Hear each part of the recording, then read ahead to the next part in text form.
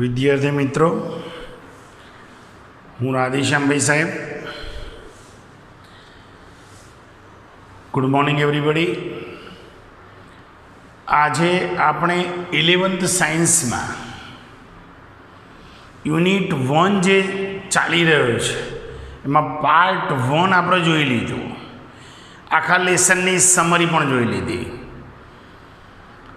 અને યુનિટ 1 કદાચ journey of my life from Everest to earth, કે ભાઈ પૃથ્વીથી એવરેસ્ટ સુધી મારી એક સફર. એમાં પાર્ટ 2માં આપણે આવ્યા આજે, અને જે પેજ ઉપર આવે છે એ પેજ નંબર 2 અને પેસેજમાં ઘટજથી શરૂઆત થશે. એ જરા ધ્યાન રાખવાનું. તો દરેક પોતાની બુક જે છે ઓપન કરે. 2 નંબરના પેજ ઉપર ટોપ ઉપરથી નીચે બીજા પેસેજમાં ઘટચ કરીને લખેલું છે, ત્યાંથી આપણે લેસનની શરૂઆત કરીશું. એની તરત જ એનું સીન 2 અને સીન 3 આવશે. તો સીન 2માં જેને બતાવ્યું કે એને જ્યારે દિલ્હીની AIIMS હોસ્પિટલમાં જ્યારે એને એડમિટ કરવામાં આવી, ત્યાં સરકારની ભલામણથી એનું જે ચાર્જિસ જે છે, એનું જે પગ કપાઈ ગયું છે, એનું હોસ્પિટલનો જે ચાર્જિસ જે છે એ એને માફ કરવામાં આવ્યો. એની પાસે એના બનેવી સાહિબ છે, એમનું નામ એમની સાથે છે. એક દિવસ એવું બને છે કે એ પોતે ન્યૂઝપેપર વાંચતા હોય છે. એની અંદર એક જાહેરાત જોઈ એમને કે ભાઈ કોઈ અપંગ, કોઈનો એક પગ કપાઈ ગયો હોય એવી કોઈ સ્ત્રી એ હજુ સુધી એવરેસ્ટનું શિખર સર કર્યું નથી. એટલે એમને એમ થયું કે લાવો ને અરુણિમાને પૂછીએ એનું શું કહેવું થાય છે. એમને ખાલી કોમેન્ટ કરી કે એવરેસ્ટ ચડોગી. તો પેલીને વિચાર આવ્યો કે મારા પગનું ઠેકાણું નથી, હું એવરેસ્ટ ચડવાની મને ક્યાં વાતો કરો છો. પછી એને મનોમન એવું વિચાર્યું કે કદાચ જો હું આ કામ કરું અને સફળ થઈ જાઉં તો ભારતની એક અને વર્લ્ડની કદાચ પ્રથમ એક એવી યુવતી સાબિત થવું કે એક પગે એવરેસ્ટનું શિખર સર કરવાવાળી યુવતી સાબિત થવું અને મારા દેશનું નામ હું રેકોર્ડ કરી શકું. બસ પછી તેને દ્રઢ નિશ્ચય કર્યો અને રાહ જોઈ. સરકારે એને જે બનાવટી પગ એના માટે ફિટ કરી આપવાના હતી, એ પગ આવવાની રાહ જોઈ રહી હતી કે પગ આવે પછી હું મારી મંજિલને આંબવાનો પ્રયત્ન કરું. પગની એવી રીતના રાહ જોઈ જાણે એનો જીવન સાથી હોય એવી રીતે. પગ આવી બી ગયો અને એને એ પોતાના ઓરિજિનલ પગ જેવું ફીલ કરવા લાગી. અને એને એના બનેવી સાહેબને કહી દીધું કે હું એવરેસ્ટ ચડીશ. બરાબર. એ પછી એને નક્કી કર્યું અને એવરેસ્ટનું શિખર સર કરવાની એને શરૂઆત કરી. એ તરફ જવાનું પ્રયાણ કર્યું. સૌ પ્રથમ બેઝ કેમ્પમાં, જ્યાં બચેન્દ્રી પાલે બેઝ કેમ્પ શરૂ કર્યો છે ત્યાં ગયા. પછી બચેન્દ્રી પાલે એમને ગ્રીટ કર્યા. મેરી શેરણી એવો શબ્દ વાપર્યો. એને કહેવામાં આવ્યું કે તું એક ચમસાર કાંગડી નામની એક પર્વતમાળા છે, એ તું ચડીને ઉતરીને બતાવે તો you are selected four Everest. તો એવરેસ્ટ માટે તું ફાઇનલ. એને ચડીને બતાવ્યું બી ખરું. 19 સભ્યોમાંથી 16 સભ્યો જે હતા એ તો રિટાયર્ડ થઈ ગયા. બરાબર. અને એ પછી બચેન્દ્રીપાલ જે છે ને એવરેસ્ટનું શિખર સર કરવાની એને છુટ્ટી આપવામાં આવી. તો અહીં સુધી આપણે સમજ્યા. હવે આપણે યુનિટથી આગળ ચાલીએ. બરાબર. શું કહેવું થાય જે મેં સમજાય આપણે યુનિટથી સમજવાનો પ્રયત્ન કરીએ. તો દરેક વિદ્યાર્થીને કહેવામાં આવે છે કે એમની બુક જે છે એ ઓપન કરે. પેજ નંબર 2 ઉપર પહેલો પેસેજ છોડ્યા પછી ઘટચ કરીને લખેલું છે, ત્યાંથી આપણે શરૂઆત કરીએ છીએ. તો ચાલો, ઘટચ એ શું છે ભાઈ? એ પગ કપાઈ જવાનો અવાજ બતાવ્યો છે. That was the sound of my leg getting chop. Chop એટલે કપાઈ જવું થાય. કે એ અવાજ એ મારો પગ કપાઈ જવાનો અવાજ હતો. There was no one to hear my intense scream. મારી આવી જે ચીસ જે છે એ સાંભળવા માટે એ સમયે ત્યાં કોઈ નહોતું બેટા. આઈ લે મોશનલેસ. મોશનલેસ એટલે જે તે પરિસ્થિતિમાં પડ્યા રહેવું, જે હાલત હતી હાલતમાં જ રહેવું.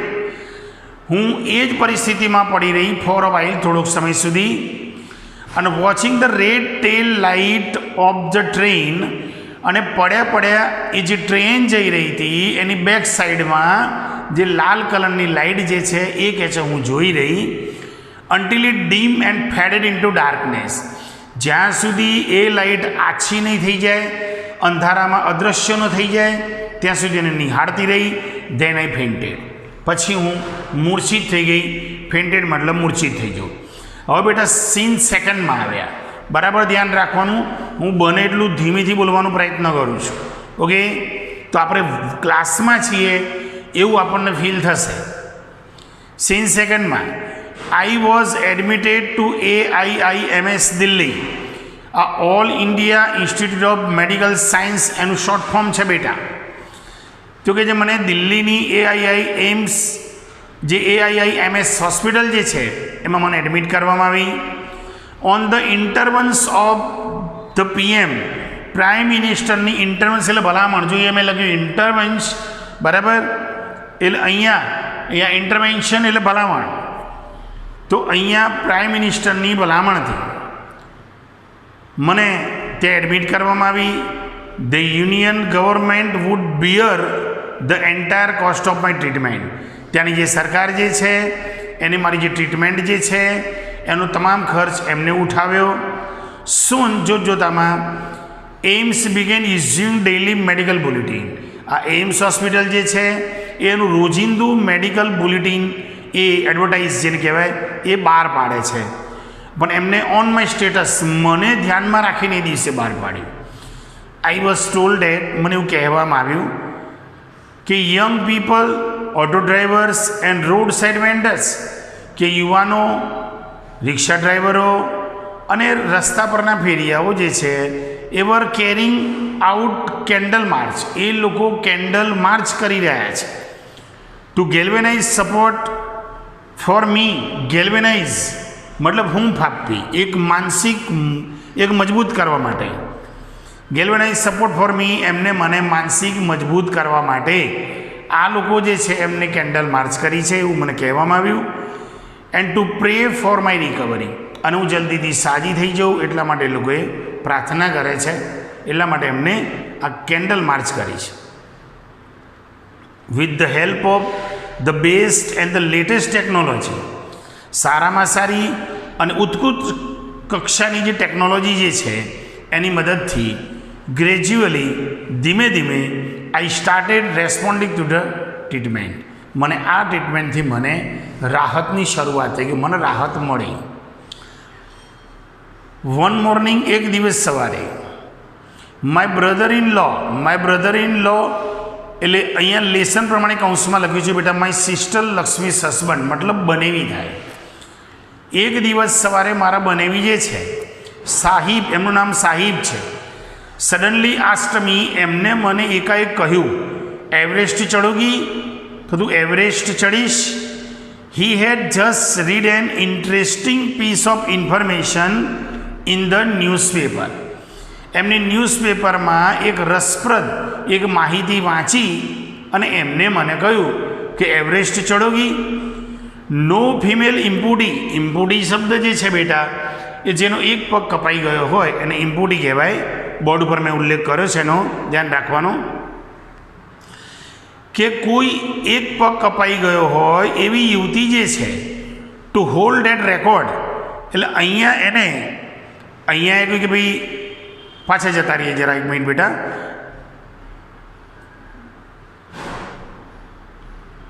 એમને કહ્યું નો ફિમેલ ઇમ્પુટી હેડ એવર સ્કેલ્ડ એવરેસ્ટ, કે કોઈ પણ સ્ત્રી કે જેને એક પગ હોય હેડ એવર સ્કેલ્ડ એવરેસ્ટ, એ એવરેસ્ટનું શિખર કદી સર કર્યું નથી.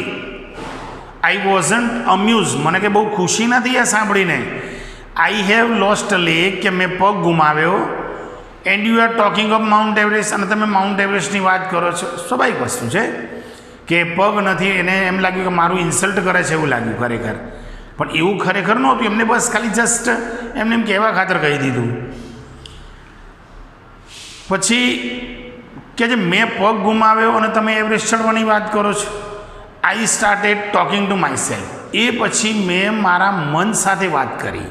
મનોમન મેં વિચાર્યું કે if I could take a shot at Everest and succeed, કે જો કદાચ હું આ એવરેસ્ટનો ચડવાનો પ્રયત્ન જો કરું એન્ડ સક્સીડ, અને જો સફળ થઉં, તો I would become the first female amputee, તો હું પ્રથમ એવી એક પગવાળી યુવતી જાહેર થઉં ટુ હોલ્ડ ધેટ રેકોર્ડ, કે રેકોર્ડ મારા નામે થઈ શકે, એવું બની શકે જો હું આ પ્રયત્ન કરું તો.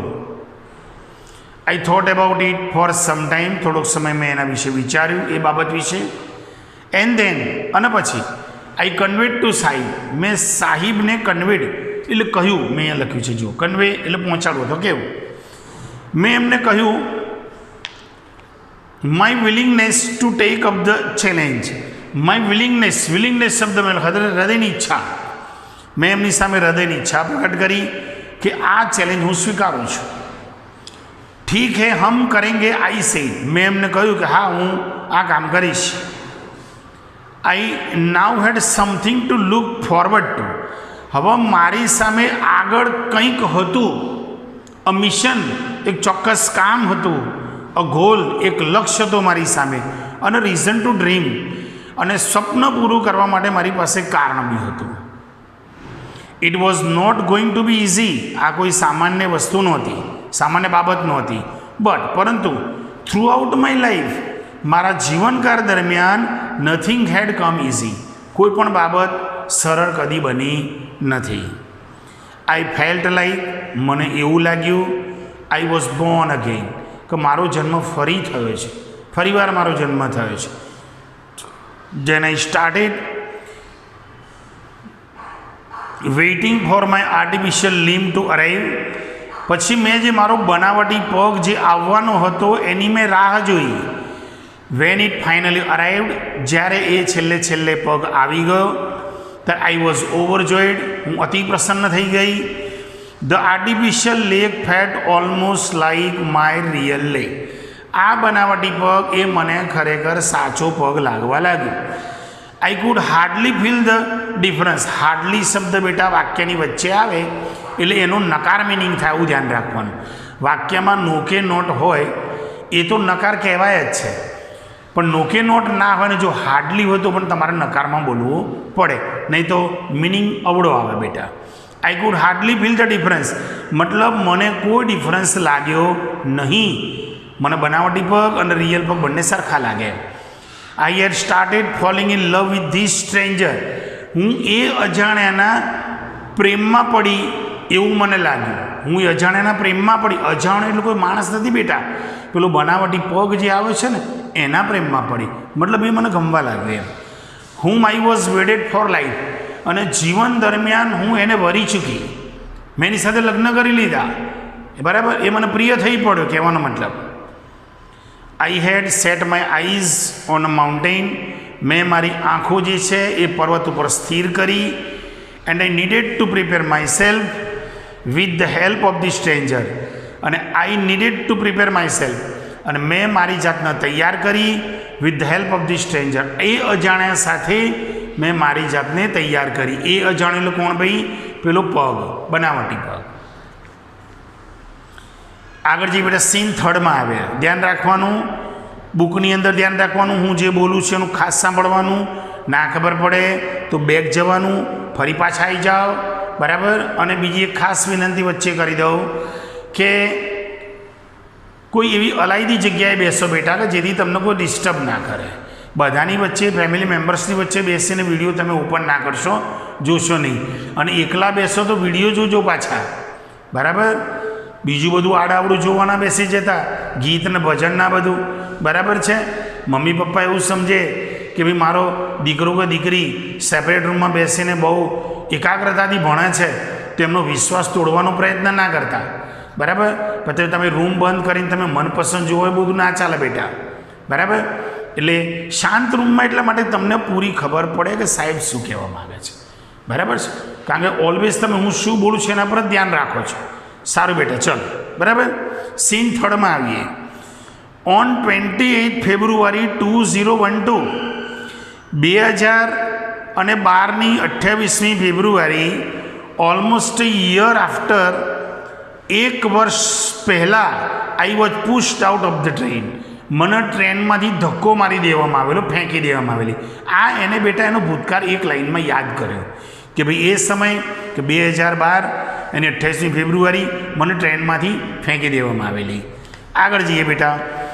તો I set out for the training institute, કે હું જે ટ્રેનિંગ કેમ્પ જે છે એના માટે હું સેટ આઉટ, હું રવાના થઈ. અને setup by Bachendri Pal near Uttarkashi, Uttarkashi નજીક બચેન્દ્રીપાલ જે ખરા એમને એ કેમ્પની સ્થાપના કરેલી. બેટા બચેન્દ્રીપાલ જે છે એ પણ એવરેસ્ટનું શિખર સર કરવાવાળા છે બરાબર. એમને પણ એવરેસ્ટનું શિખર સર કરેલું છે. એમની સાથે લાટુ નામનો એક હેલ્પર બી એમની સાથે હતો અને એમની ઘણી બધી તકલીફો સહન કરી.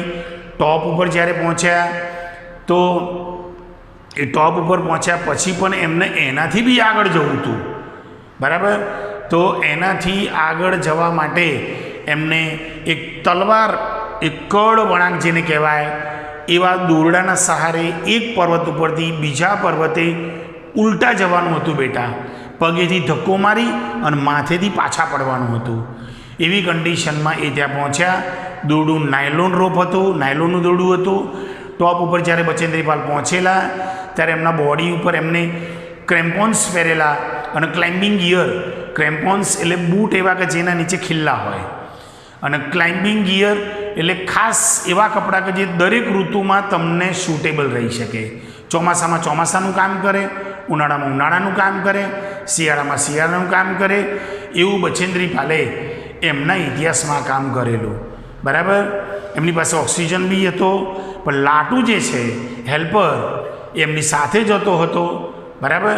અને એ સમયે એમની પાસે એક ખાવાની વસ્તુ, કંઈ ડ્રિંક પીવાની વસ્તુ, ચા કોફી, આ તે બધું એડજસ્ટમેન્ટ લાટુની પાસે હતું. અને એમને પણ એવરેસ્ટનું શિખર સર કરેલું છે. એ બચેન્દ્રીપાલની વાત છે. એ વચ્ચે મેં તમને જૂનો ઇતિહાસ કીધું, આની અંદર નથી બેટા, પહેલાંના કોર્સમાં આવતો બરાબર. અને એ પછી એમની સાથે એંગદોરજી હતા. એંગદોરજી એમના સપોર્ટર હતા, એમની સાથે ચાલતા હતા. કારણ કે એમને હવામાં હેંગિંગ એન્કર બેલ્ટ ઉપર ભરાયેલા હોય અને એના સહારે એમને ચડવાનું છે બેટા બરાબર. બરફની સીધી સીધી પ્લેટો છે એના સહારે જવાનું છે બરાબર. તો એ બચેન્દ્રીપાલ એમને જે ટ્રેનિંગ કેમ્પ હતો ઉત્તરકાશીમાં, ત્યાં અરુણિમા સિન્હા ત્યાં પહોંચ્યા. આઈ cold up Bachendri Pal to tell Har date, મેં બચેન્દ્રીપાલને એવું કહેતા કંઈ કહેલું ડેટ કે વી હેડ રીચ ઉત્તરકાશી, કે અમે ઉત્તરકાશી પહોંચી ગયા છે. She was surprise to how quickly I had reach, એમને આશ્ચર્ય થયું કે ખરેખર હું કેટલી ઝડપથી ત્યાં પહોંચી ગઈ. અને આફ્ટર ધીસ, અને એ પછી માય કોન્ફિડન્સ સ્કાય રોકેટેડ મતલબ બેટા આકાશને અડે એવું બરાબર. મેં ઉલ્લેખ કર્યો છે અહીંયા જુઓ કે એનો આત્મવિશ્વાસ આકાશને આંબે એવો હતો. Bachendri Pal always pump fresh confidence in મી. બચેન્દ્રીપાલ જે છે પમ્પ ફ્રેશ એટલે વારંવાર કહેવું અથવા આત્મવિશ્વાસ રેડવો, એ વારંવાર મને આત્મવિશ્વાસ મારા મનમાં રેડતા હતા, કહેતા હતા. Arunima, you are far better than others, તું ખરેખર બીજા કરતાં ખૂબ જ સારી છે. These people seem to be suffering from a handicap, જે લોકો ખરેખર અપંગતાથી જે પીડાય છે, નોટ યુ, તું એવી નથી. બીજા બધા અલગ છે, તું અલગ છે. આઈ એમ પ્રાઉડ ઓફ યુ, મને તારા પ્રત્યે માન છે, ગર્વ છે. બટ બિફોર એવરેસ્ટ એક્સપિડિશન, પણ એવરેસ્ટની સફર સર કરતાં પહેલાં you will have to prove yourself, તારે તારી જાતને સાબિત કરી આપવી પડશે બરાબર. અને if you climb 21798 feet high Chamser Kangri mountain in Ladakh, કે લદ્દાખમાં જે ચમસાર કાંગડી નામની જે પર્વતમાળા જે છે કે જેની ઊંચાઈ 21,798 ફૂટ છે, એ તારે ચડીને ઉતરીને બતાવવું પડશે બરાબર. પછી you will be on your way to Everest, પછી તું એવરેસ્ટના માર્ગે જઈ શકીશ. Then you will have to be selected for the Everest. Everest માટે તું ફાઇનલાઇઝ થઈ ગઈ છે. I successfully completed the expedition. મેં સફળતાપૂર્વક મારી આ સાહસિક સફર, એક્સપિડિશન એટલે સાહસિક સફર જે છે એ મેં પૂરી કરી. By the time we reach the base camp, અને એ પછી અમે બેઝ કેમ્પ પહોંચ્યા. શરૂઆતના તબક્કે ફંડામેન્ટલ કેમ્પમાં પહોંચ્યા. સિચ્યુએટેડ એટ 18,000 ફીટ, 18,000 ફૂટની ઊંચાઈ આવેલું ત્યાં અમે પહોંચ્યા. 16 of the 19th members of the team had retired, કે જે 19 સભ્યોની ટુકડીમાંથી 16 તો રિટાયર્ડ થઈ ગયા હતા, એનું એવું કહેવું છે. Bachendri Pal greeted me at the base camp. બચેન્દ્રીપાલે બેઝ કેમ્પમાં મારું સ્વાગત કર્યું, મને આવકારી. મેરી શેરની એવો શબ્દ કહીને મને સંબોધી. સી સેડ, એને કહ્યું. And took me in her warm embrace. Embrace મતલબ ભેટવું. એને એવું કહ્યું ને મને ભેટી પડ્યા. ઇન ધ ઇવનિંગ, અને સાંજે બચેન્દ્રીપાલ એનાઉન્સ ડેટ, બચેન્દ્રીપાલે એવું જાહેર કર્યું કે I was finally ready for Everest, કે હું એવરેસ્ટ માટે ખરેખર તૈયાર છું. એવું મને સૂચન કરવામાં આવ્યું હતું, એવરેસ્ટ માટે ઓકે. સી ઓલ્સો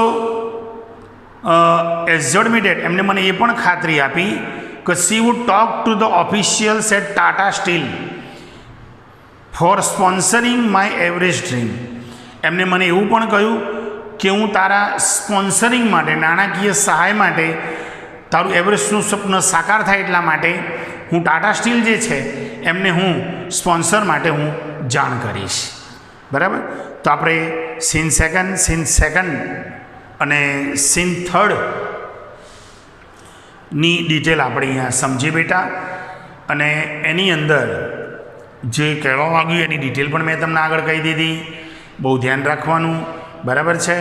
અને ના ખબર પડે તો બેક જાઓ, ફરી પાછા વાંચો, ફરી સમજો, બરાબર છે. ચાલો આપણે અહીંયા અટકીએ. નેક્સ્ટ હવે પછીના લેક્ચરમાં બેટા. Okay, thank you, good bye, જય શ્રી કૃષ્ણ.